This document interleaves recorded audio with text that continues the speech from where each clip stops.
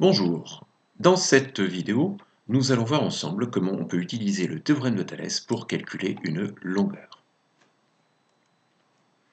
Prenons le problème suivant. Nous avons une figure sur laquelle il y a 5 points et on nous précise que les droites BC et DE sont parallèles. On voit également sur cette figure que AC et E sont alignés tout comme AB et D. On nous donne les trois longueurs AB, AC et AE et on nous demande de calculer la longueur AD. Lorsque nous voyons cette figure, nous pensons immédiatement à une configuration de Thalès. En effet, nous avons bien deux droites séquentes, et sur ces droites, des points qui définissent des droites elles-mêmes parallèles. Une autre façon de l'exprimer, c'est de dire que nous avons donc deux triangles.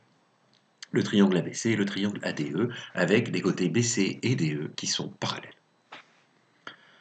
Alors, la première chose que je vais faire, sur mon brouillon, je ne le reporterai pas nécessairement sur ma copie, sauf si cela m'est demandé, c'est d'écrire les longueurs des triangles et donc de dresser le tableau de proportionnalité entre ces longueurs. En effet, le théorème de Thalès, c'est avant tout un théorème qui nous parle de proportionnalité.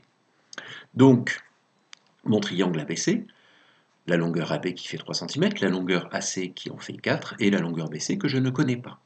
Quels sont les côtés correspondants dans le triangle ADE?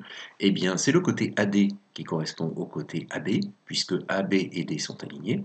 C'est le côté AE qui correspond au côté AC, puisque AC et E sont alignés. Et c'est le côté DE qui correspond au côté BC. Ce sont les côtés qui sont opposés à l'angle A. Ce qui est très intéressant avec mon tableau de proportionnalité, c'est que je vois tout de suite que ce que je cherche, cette longueur AD, eh bien, je vais l'obtenir en faisant un produit en croix. AB multiplié par AE divisé par AC. Donc j'ai pratiquement terminé la résolution de mon problème. Il ne me reste plus maintenant qu'à rédiger. Je vais utiliser le théorème de Thalès. En mathématiques, lorsque je fais appel à un théorème, il me faut toujours indiquer que les conditions d'application de ce théorème sont réunies. Donc je dois écrire que AB et D sont alignés, que AC et E sont alignés également, et que les droites BC et DE sont parallèles. Dès lors, je peux dire que, selon le théorème de Thalès, AC sur AE est égal à AB sur AD. Je sais également que c'est égal à BC sur DE, mais comme je n'ai pas besoin de BC ni de DE, ce n'est pas la peine de l'écrire sur ma copie. Il ne me reste plus qu'à faire mon calcul et arriver à la conclusion.